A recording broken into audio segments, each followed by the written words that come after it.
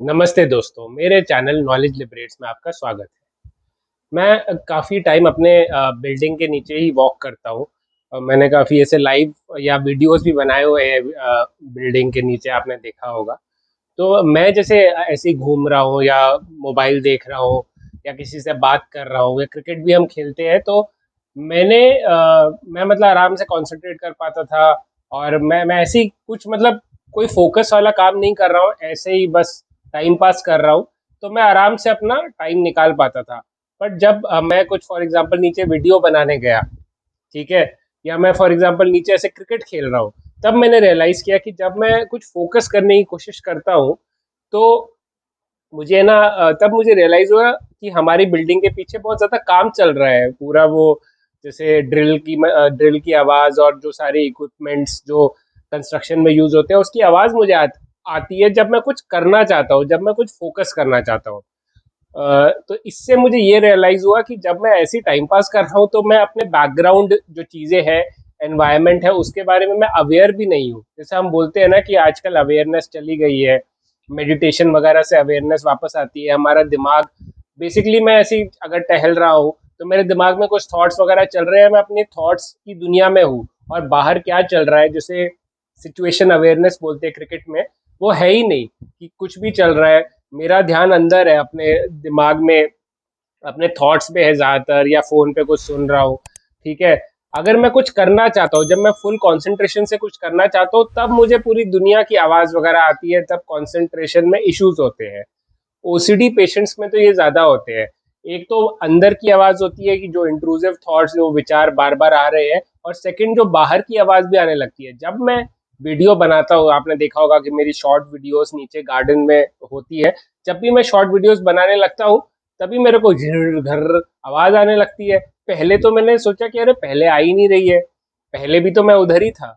तो ये जब आप कुछ कंसंट्रेट करने के लिए कुछ आप कोशिश करते हो, तब आपकी जो बैकग्राउंड है ना, वो ऊपर आने लगता है। तभी जब आप पढ़ाई करते हो, देखो जब आप पढ़ाई करने बैठोगे या आप ऑफिस का काम करने बैठोगे, तब थॉट ज्यादा आएंगे, क्योंकि जो ये ओसीडी के विचार है, ये इंट्रूसिव थॉट्स है, उन्होंने आपके ध्यान को खींच के रखा है।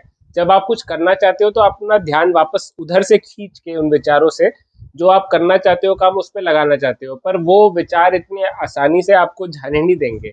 इतनी आसानी से आपका थॉट्स, वो मतलब इतनी आसानी से आपका ध्यान वो छोड़ेंगे नहीं। तो तब आपको ज़्यादा इश्यूज होते हैं। तो इसको करना कैसे है, इसका इशू को सॉल्व कैसे करना है? जो कॉग्निटिव डिफ्यूजन मेथड है, आर्ट थेरेपी का, एक्सेप्टेंस एंड कमिटमेंट थेरेपी का, उससे आपको काफ़ी फायदा होगा। उससे क्या होता है कि विचार से आप एक डिस्टेंस बना लेते हो। फॉर एग्जांपल, अभी मैं वीडियो बना रहा हूँ, तो मेरे दिमाग में भी कभी कभी ऐसे कुछ विचार आ जाते हैं, पर मैं अपना उन विचारों को मैं महत्व नहीं देता, उन विचारों में मैं उलझता नहीं हूँ, और मैं अपना ध्यान वापस जो मैं अभी कर रहा हूँ उस पर ले आता हूँ।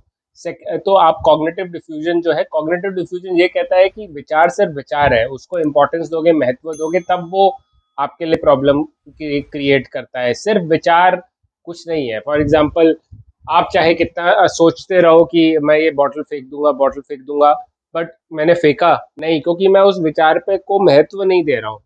आपका तो दिमाग का काम है विचार देना, पर हर विचार सत्य नहीं होता है। कभी होता है ना कि आपको होगा कि कोई विचार आ गया कि अरे यार, मैं तो कल सुबह उठ के मर जाऊंगा, या कई लोगों को होता है कि अरे मुझे तो कैंसर है, पर आपको ऐसे कैंसर हो जाता है। वो लोग टेस्ट करा के आते हैं, तो उनका मोस्टली 90% लोग जिनको ऐसा वहम है, उनको कैंसर नहीं निकलता। 90% नहीं, उससे ज्यादा ही, 100% ही, जो जिनको सिर्फ वहम है। जिनको लगता है ना कि उनको कैंसर नहीं है, वो आराम से घूम रहे हैं। मतलब जो कैंसर पेशेंट है, वो बैठ के डरते नहीं रहते, मुझे कैंसर हो जाएगा, मुझे कैंसर हो जाएगा। ये आपका इंट्रूसिव विचार है जो आपको एंग्जाइटी क्रिएट कर रहा है। कोई विचार जो विचार होता है, एक होता है कि अच्छा आपको सिम्टम्स दिख रहे हैं, आप तब टेस्ट कराने गए।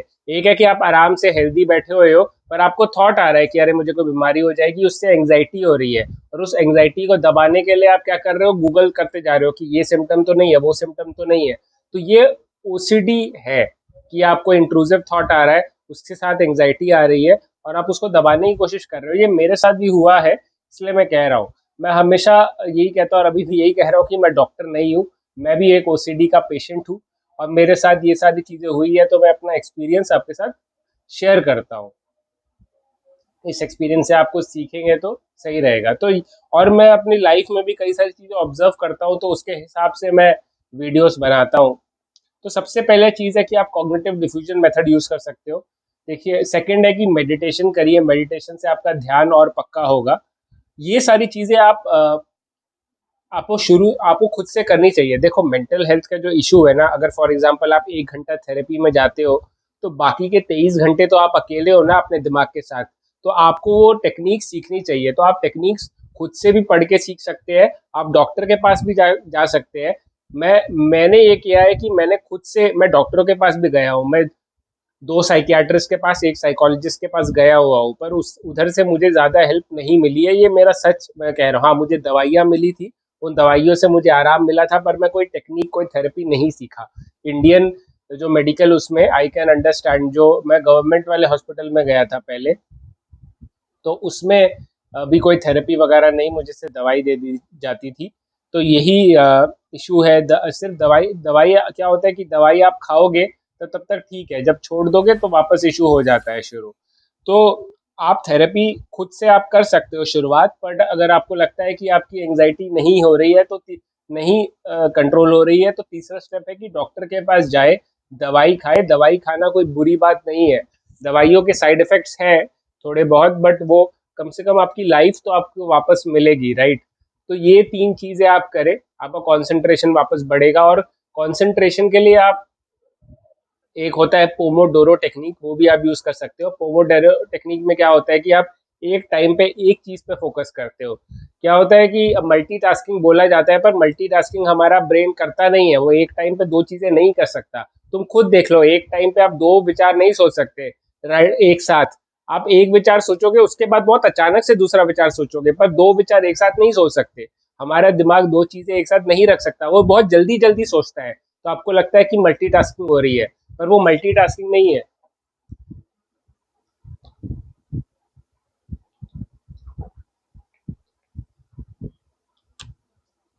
अगर आपको 2 चीजें जिसमें दिमाग लग रहा है, वो एक साथ आप नहीं कर सकते। हाँ, आप वॉक करते समय गाने सुन सकते हो, वो मल्टीटास्क कर रहे हो, क्योंकि एक फिजिकल एक्टिविटी है, एक आपकी मेंटल आप सुन रहे हो। और म्यूजिक भी आप बिल्कुल ध्यान से नहीं सुन रहे, बस आप इंजॉय कर रहे हो उसकी बीट्स, ठीक है? जैसे जिम करते समय आप सुनते हो, तो आप, ये तो नहीं है कि मैं बोलूंगा कि इस 10th लाइन का थर्ड वर्ड क्या था, तो लोगों को नहीं पता होगा, उन्होंने पहले याद किया हुआ है गाना, तो वो अलग बात है। बट अगर जिम करते हुए आप पहली बार दूसरी बार कोई गाना सुन रहे हो, तो आपको नहीं याद होगा, क्योंकि माइंड का कंसंट्रेशन आपका बटा हुआ है। 70-80% जो कंसंट्रेशन है वो जिम करने में है। तो मैं ये कह रहा हूँ कि आप जो फिजिकल एक्टिविटी के साथ आप कुछ मेंटल एक्टिविटी, म्यूजिक वगैरह सुन सकते हो, बट आप दो जो काम है जिनमें बेसिकली दिमाग की जरूरत है, फॉर एग्जांपल आप पढ़ाई कर रहे हो और साथ में गाना सुन रहे हो, इंस्ट्रूमेंटल सुन रहे हो म्यूजिक, तो वो अलग बात है। पर अगर आप लिरिक्स वाला गाना सुन रहे हो, शब्दों वाला गाना सुन रहे हो म्यूजिक के साथ, तो फिर आप मतलब आप या तो एक चीज पे ध्यान दो पाओगे या दूसरी चीज पे, या तो आप आधा आधा ध्यान दोगे और कुछ भी अच्छे तरह से नहीं होगा। तो मल्टीटास्किंग को अवॉइड करें। पोमोडोरो टेक्निक में कहा जाता है कि एक टाइम पे बस एक चीज में मैं फोकस करूंगा, जैसे फॉर एग्जांपल 20 मिनट या 15 मिनट। उनको भी पता है पोमोडोरो टेक्निक बनाने वालों को कि हमारा कंसंट्रेशन ज्यादा लंबा होता नहीं है, तो 20 मिनट से शुरुआत है कि 20 मिनट कंसंट्रेट करिए अच्छी तरह से, फिर 20 मिनट ब्रेक लीजिए, फिर उसके बाद 20 मिनट कंसंट्रेशन आप कर लिए करिए, और फिर 20 मिनट आप ब्रेक लीजिए। तो ऐसे आप करेंगे अगर, तो इससे आपका जो काम है वो ज़्यादा बेटर होता है। और पोमोडोरो टेक्निक मैंने भी यूज़ करी है, और मुझे काफ़ी फ़ायदा हुआ है पोमोडोरो टेक्निक से। तो ये जो चीज़ें हैं, अपने थॉट से अपना डिस्टेंस बनाना, एंड देन आप मेडिटेशन करना, अगर ये इन सब से भी वो ना आए, मतलब आपका कॉन्सेंट्रेशन नहीं बढ़ रहा है, ओसीडी बहुत परेशान कर रहा है, तो फिर आपको डॉक्टर के पास जाना चाहिए। एंड साथ में आपको कंसंट्रेशन की जो कई सारी जो चीज़ें हैं, जैसे पोमोडोरो टेक्निक एक टाइम मैनेजमेंट टेक्निक है, बट वो आपके कंसंट्रेशन को भी बढ़ाता है। सबसे अच्छा तरीका कंसंट्रेशन को बढ़ाने का तो मेडिटेशन ही है मेरे हिसाब से। तो मेडिटेशन आप अच्छी तरह से करिए, आप ब्रीदिंग मेडिटेशन कर सकते हैं, म्यूजिक वाला मेडिटेशन कर सकते हैं। मतलब म्यूजिक मेडिटेशन में क्या होता है कि म्यूजिक होता है, जैसे यूट्यूब पे भी आप देख सकते हो, और उस पर आपको ध्यान लगाना होता है, उस म्यूजिक पे। और अगर कोई थॉट वगैरह या कुछ भी आपको इमोशन परेशान कर रहा है, आपका ध्यान खींच रहा है, तो आपको ध्यान वापस म्यूजिक पे लाना है। तो ये बेसिकली एक आपके ध्यान की एक्सरसाइज है, ध्यान को कंट्रोल करने की, ध्यान पे अपना एक मतलब अ, एक कंट्रोल लाने की एक वो एक अच्छी एक्सरसाइज है मेडिटेशन। आपको समझ में आता है कि अरे मेरा ध्यान जा रहा है, उसको वापस पकड़ के लेके आओ। तो आई होप आप इस वीडियो में मैं जो बोलना चाहता हूँ आप समझे हो। ठीक है, आप कोशिश करते रहो, वीडियोस देखो, कोशिश करते रहो, मेहनत करना बहुत ज़रूरी है। कर्म ही भगवान है। कर्म नहीं करोगे तो लाइफ बहुत बेकार होगी, तो कर्म करो। मैं भी जब हाथ के हाथ धरे बैठा था तो मेरी ओसीडी ठीक नहीं हुई थी, जब मैंने कुछ कोशिश करी तभी मैं ठीक हुआ। तो कोशिश करने वालों की हार नहीं होती।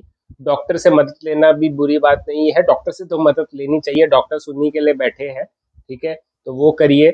दवाई लेना भी कोई बुरी बात नहीं है, डॉक्टर से लीजिए, पर ऐसे खुद से मत लीजिए। ठीक है, तो थैंक यू। एंड मेरे मेरे साथ बने रहने के लिए शुक्रिया। लाइफ में कोई भी इशू हो, परेशानी हो, तो घबराओ मत, डटे रहो, keep fighting and keep working.